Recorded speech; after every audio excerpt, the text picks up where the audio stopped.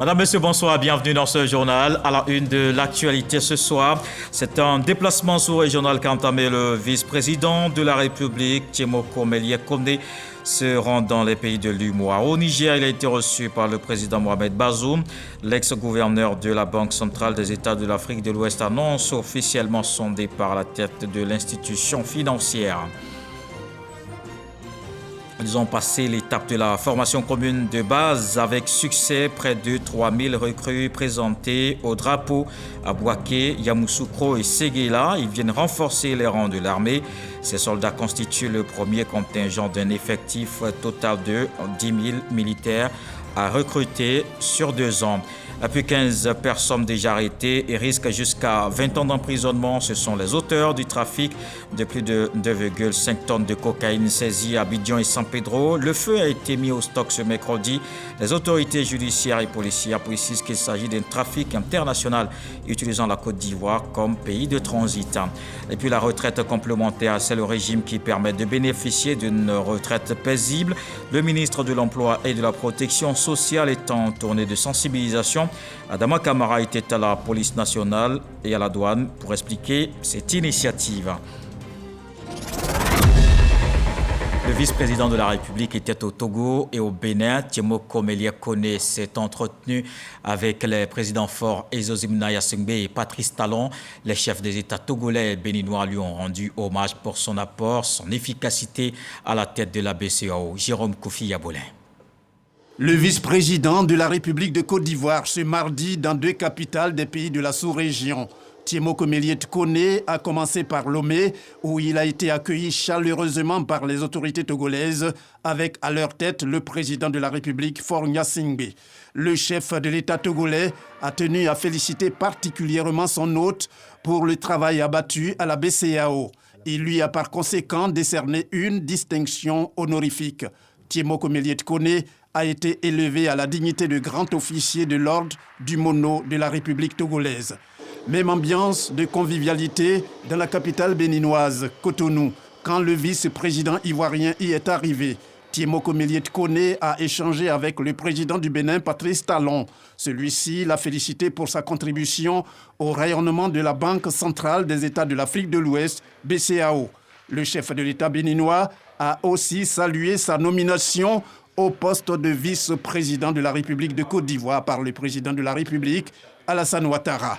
24 heures avant Cotonou et Lomé, le vice-président était à Dakar, la capitale sénégalaise, où il était résident en tant que gouverneur de la BCEAO. Il est prévu ce mercredi une autre visite à Niamey, au Niger, où le vice-président ivoirien va rencontrer le président nigérien, après l'avoir fait successivement avec les présidents sénégalais, togolais et béninois. Ces visites respectives de Tiemoko Melie Kone s'inscrivent dans le cadre d'une tournée dans les pays de l'UEMOA, dont la BCEAO est la Banque centrale, institution qu'il a gouvernée pendant plusieurs années avant sa nomination le 19 avril par le chef de l'État ivoirien, le président de la République Alassane Ouattara, comme vice-président de la République de Côte d'Ivoire. Et comme le disait Jérôme Kofi Yabolin à l'instant, le vice-président de la République poursuit sa tournée ouest-africaine suite à sa prise de fonction. Après le Sénégal, le Togo, le Bénin, Tiemoko Melie Kone s'est rendu au Niger. Il a été reçu par le président Mohamed Bazoum. L'ex-gouverneur de la BCEAO en a profité pour faire ses adieux au chef de l'État nigérien, Mahama Traoré. Le palais de la présidence de la République du Niger qui accueille ce mercredi après-midi le vice-président de la République de Côte d'Ivoire. Tiemoko Melie Kone est reçu par le chef de l'État nigérien, Mohamed Bazoum. Au moment où il quitte ses fonctions de gouverneur de la Banque centrale pour rejoindre l'exécutif ivoirien, il était du devoir de Tiemoko Melie Kone de venir présenter ses adieux au président nigérien. Reconnaissant du travail abattu par l'Ivoirien à la tête de la Banque centrale des États de l'Afrique de l'Ouest, Mohamed Bazoum décide de l'élever au rang de commandeur dans l'ordre du mérite du Niger. Distinction remise par le chef du gouvernement nigérien, Oumoudou Mahamadou. C'est beaucoup d'honneur, beaucoup de considération pour m'avoir distingué à cet ordre. Et en tant que commandeur, c'est avec beaucoup de fierté que je l'apporte. En 11 années passées à la tête de la BCEAO, Tiemoko Melie Kone aura contribué à la stabilité monétaire de la zone UEMOA en développant des mécanismes innovants de financement des économies des 8 États membres. De retour ici à Abidjan ce mercredi, le vice-président de la République a échangé avec le représentant spécial du secrétaire général de l'ONU pour l'Afrique de l'Ouest et le Sahel, Temoko Melie Kone, et Mahamat Anadif Saleh ont parlé de l'état de coopération entre la Côte d'Ivoire et les Nations Unies. On retrouve Mahamat Traoré. Le représentant spécial du secrétaire général et chef du bureau des Nations Unies pour l'Afrique de l'Ouest et le Sahel est en visite de travail en Côte d'Ivoire. Il est venu annoncer aux autorités ivoiriennes et au vice-président de la République en particulier la volonté des Nations Unies d'organiser en Côte d'Ivoire un événement important dans les semaines à venir. C'était d'abord pour lui présenter nos félicitations pour la confiance qui est placée en lui en tant que vice-président de la République de Côte d'Ivoire. Également lui dire la disponibilité des Nations Unies d'être toujours à côté de la Côte d'Ivoire. Et nous avons échangé sur les projets que nous avons en commun pour les jours à futur. Surtout, nous avons un projet extrêmement important de faire un atelier sur la cohésion sociale, parrainé par les Nations Unies à travers toutes les agences qui sont ici, le ministère de la Réconciliation nationale, le médiateur de la République. Nous avons échangé avec lui autour de toutes ces questions et puis surtout sur le rôle moteur de la Côte d'Ivoire pour la stabilité de la sous-région. C'est le 26 mars 2021 que Mahamat Anadif Saleh a été nommé représentant spécial chargé du Bureau des Nations Unies pour l'Afrique de l'Ouest et le Sahel. L'institution qu'il dirige a la responsabilité de consolider la paix et la gouvernance dans les pays émergents de conflits ou de crises politiques. Et le représentant spécial du secrétaire général de l'ONU pour l'Afrique de l'Ouest et le Sahel, Mahamat Anadif Saleh, s'est aussi entretenu avec Adama Toungara, le médiateur de la République. Les échanges ont porté sur le travail abattu par les autorités ivoiriennes dans la promotion de la paix et la cohésion sociale. Éric Goré. Mahamat Saleh Anadif, représentant spécial du secrétaire général des Nations Unies pour l'Afrique de l'Ouest et du Sahel, s'entretient avec Adama Toungara, médiateur de la République. La paix et la cohésion sociale au centre des échanges. Les efforts de paix des autorités ivoiriennes reconnus à l'échelle internationale. Nous sommes venus le voir, discuter avec lui, mais surtout de l'encourager, de le féliciter pour tout ce qui a été fait. Il y a quelques mois où j'étais venu ici rencontrer le président de la République, où on s'est posé la question, est-ce que le président Gbagbo va revenir ou pas? Le président Gbagbo aujourd'hui est ici, il contribue à sa manière pour le retour de la paix. Un grand forum qui est le dialogue national politique a eu lieu et bientôt nous allons organiser avec le médiateur de la République, avec le ministère de la Réconciliation nationale, un atelier portant sur la cohésion sociale. Un constat qui réjouit le médiateur de la République et qui encourage cette institution à multiplier ses actions en faveur de la paix et de la cohésion sociale. Nous allons partager avec d'autres institutions de la Côte d'Ivoire notre expérience en matière de médiation, en matière de cohésion sociale, de renforcement de la cohésion sociale dans notre pays. Je voudrais saisir l'occasion de la visite de son Excellence ici pour remercier le système des Nations Unies pour tout ce qu'il fait pour la Côte d'Ivoire et pour les institutions comme la nôtre. Les institutions de la République de Côte d'Ivoire, le gouvernement ivoirien, les partis politiques et la société civile peuvent être fiers de ce progrès en matière de paix et de cohésion sociale en Côte d'Ivoire. On change de sujet. Le ministre d'État, ministre de la Défense, était à l'état-major de l'armée de l'air. Téné Birahima Ouattara échange avec ses hommes sur leurs conditions de vie et de travail. Il leur a renouvelé la confiance du président de la République et a dit son engagement aux côtés de l'armée ivoirienne. Abou Sanogo. Le ministre d'État, ministre de la Défense, Téné Birahima Ouattara, à la base aérienne d'Abidjan. Une visite terrain à l'état-major de l'armée de l'air qui intervient après celle d'Akuedo en 5 ans pour échanger avec ces hommes, pour mieux s'imprégner de leurs conditions de vie et de travail.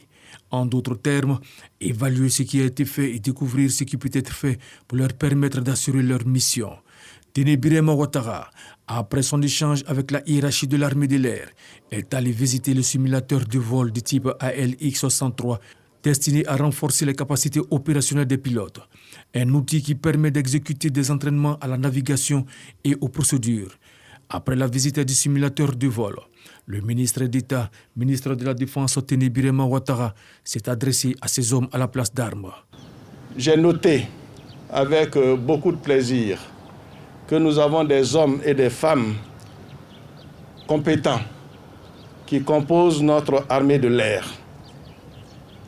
Votre professionnalisme à tous les niveaux nous rassure, qu'il s'agisse des personnels navigants, mécaniciens et des hommes de soutien.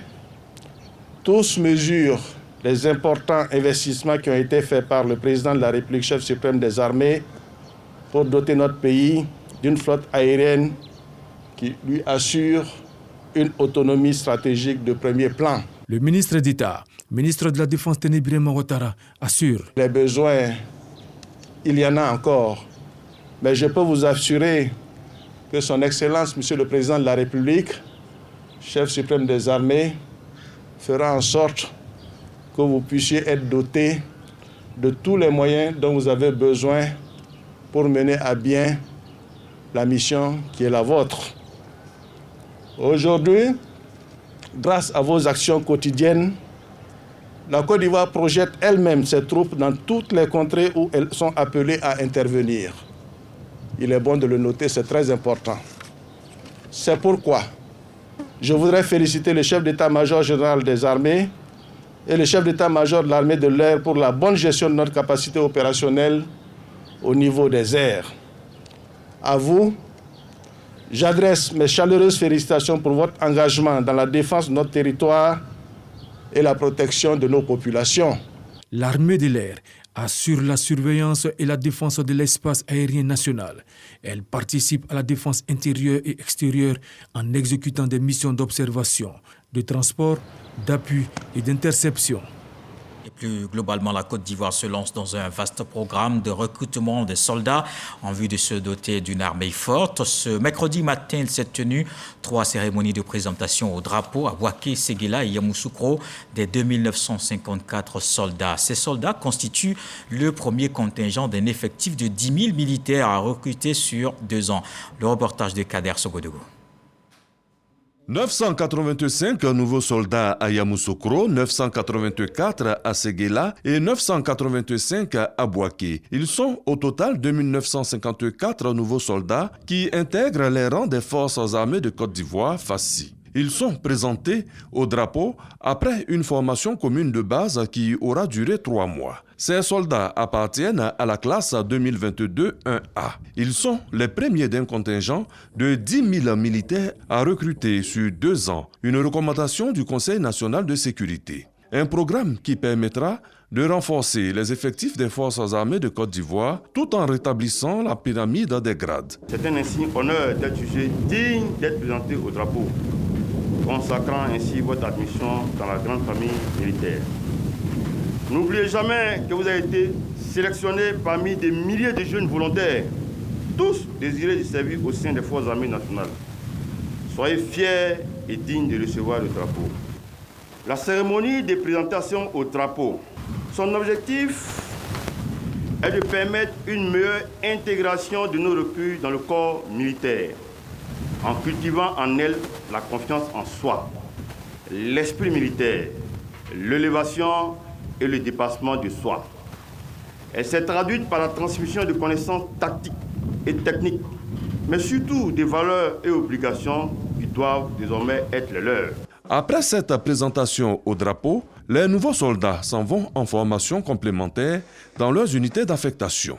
Le contre-amiral Amara Kone à Bouaké, les généraux de brigade Ousmane Chérif à Séguéla et Ahmed Zana à Yamoussoukro ont représenté à ces 3 cérémonies de présentation au drapeau le général de corps d'armée Lassina Doumbia.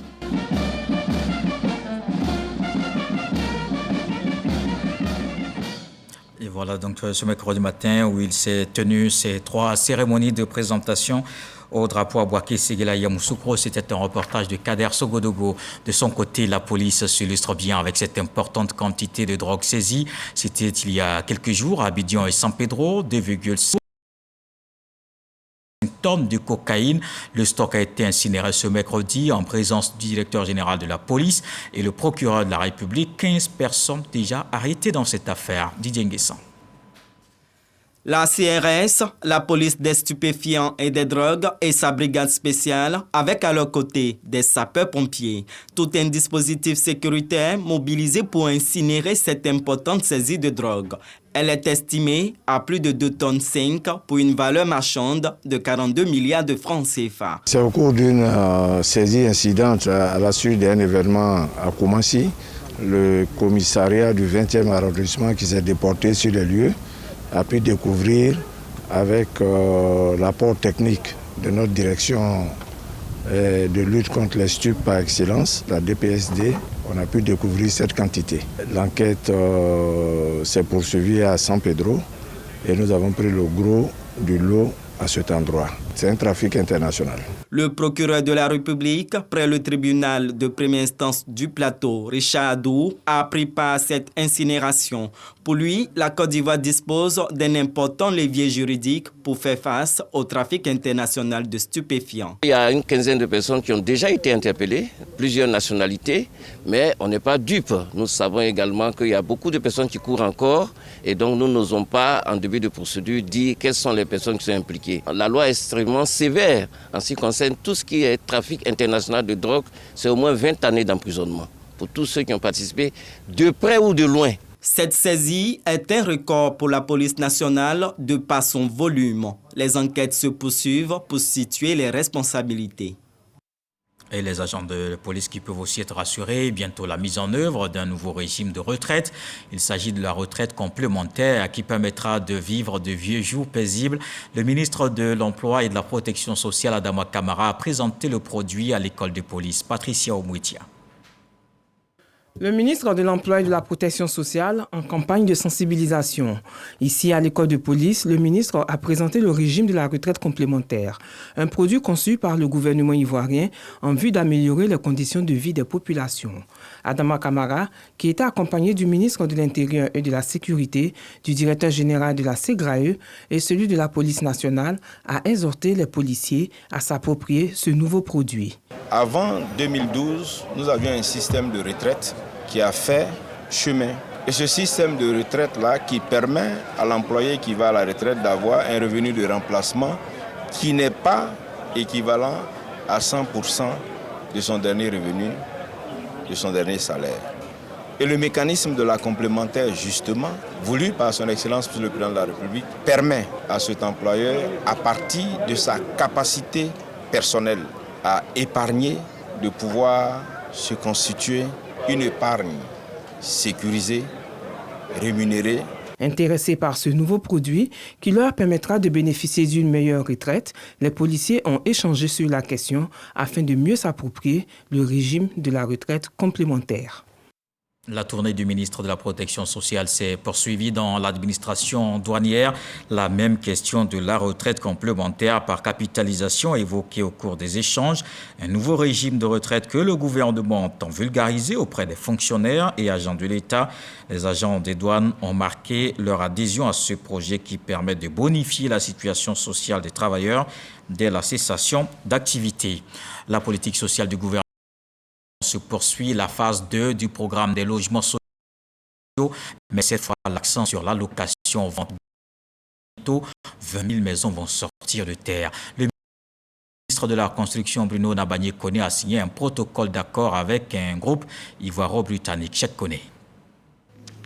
Cet accord, paraphé et signé des membres du consortium ivoiro-britannique et du ministre Bruno Nabagné-Koné, vaut son pesant d'or. Il mettra en route la production de 20 000 logements sociaux en mode location-vente remboursable sur 15 et 30 ans. On a créé ce consortium et signé cette convention pour pouvoir réaliser la première tranche déjà des 20 000 logements qui seront destinés à ceux qui sont dans le besoin, notamment ceux qui sont dans des conditions précaires, notamment qui n'ont pas la capacité d'avoir des financements tout de suite. Donc vous allez remarquer d'ailleurs la présence de la Banque de l'Habitat pour pouvoir structurer avec nous en mettant en place un mécanisme de fonds de garantie mis par le ministère pour pouvoir permettre à ceux qui ont la capacité d'avoir des crédits acquéreurs d'être aussi accompagnés. Ce protocole d'accord traduit la matérialisation effective des réformes engagées dans le secteur visant à offrir un cadre de vie assaini et un logement abordable aux populations. Nous savons que vous saurez impacter le marché par vos qualités, par vos capacités, par votre expérience, et nous comptons sur vous pour que ce soit effectivement le cas. Nous partons sur un certain nombre de logements. Je crois que cette convention va concerner dans un premier temps 20 000 logements, mais nous savons que nous pouvons ou nous pourrons par la suite compter sur vous pour aller à des échelles encore plus hautes compte tenu des besoins du marché qui sont relativement importants. Cette production en masse va favoriser, selon ses promoteurs, la création de plusieurs emplois, avec à la clé un transfert de compétences technologiques. C'est aussi la nuit du destin qui se tient ce soir. Laylatul Qadr est une nuit durant laquelle le Coran est descendu dans sa totalité. Une nuit qui se trouve dans la dernière décade du mois de Ramadan. Elle vaut 1000 mois d'adoration. Alors les fidèles jusqu'au petit matin vont multiplier les prières, prêches et invocations dans les mosquées. Et l'une des recommandations de ce mois de Ramadan, c'est le partage à tout maudit. Les guides religieux musulmans ont effectué une rupture collective du jeûne avec leurs frères des autres confessions religieuses et les autorités locales. C'est la manifestation de l'esprit de partage, d'unité retrouvée, de fraternité et d'amour pour son prochain. Un geste qu'a salué Raymond Goudou-Kofi, la ministre-gouverneur du district autonome des Lacs, Charles Tatou. Se réunir autour d'une même table avec ses frères, amis et connaissances pour le partage d'un repas pendant ce mois saint est une des recommandations de l'islam. Cette rencontre guide religieux des communautés musulmanes et chrétiennes de tout maudit, initiée au domicile de la ministre-gouverneur du district autonome des Lacs, répond à ce principe de l'islam. Une rencontre relative donc à la rupture collective des jeunes musulmans.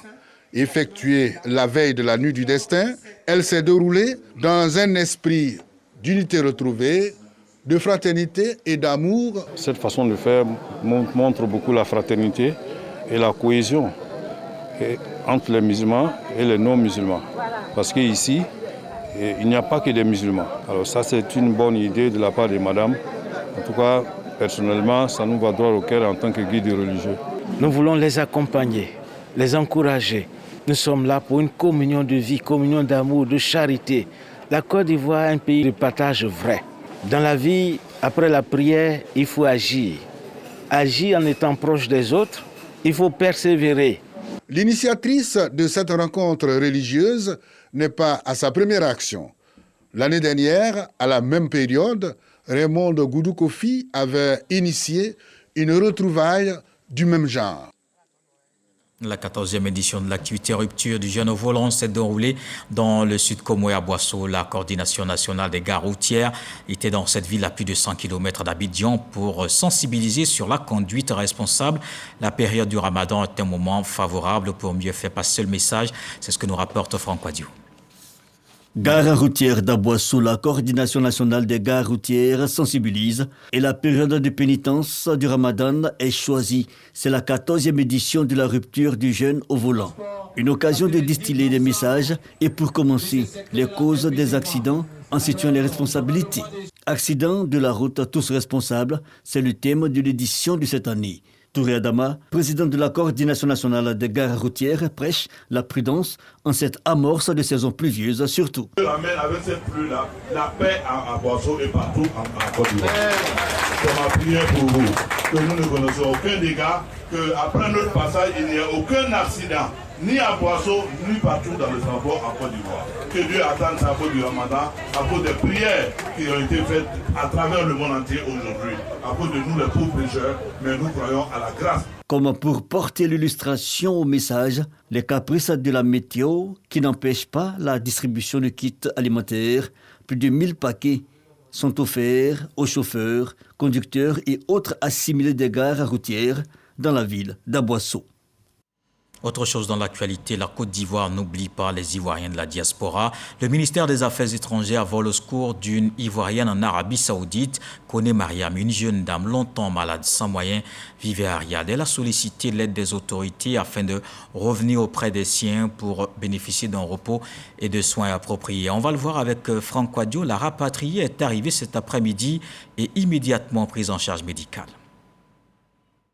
Aéroport Félix Houphouët-Boigny. Une passagère singulière cet après-midi. L'air affaibli, le regard hagard.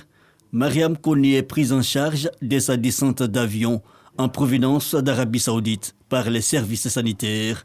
Longtemps malade et en difficulté de divers ordres, la jeune dame avait sollicité l'aide des autorités ivoiriennes. Notre compatriote, depuis un peu plus d'un an, était malade. Elle a été prise en charge par l'ambassade de notre pays, n'est-ce pas, à Riyad.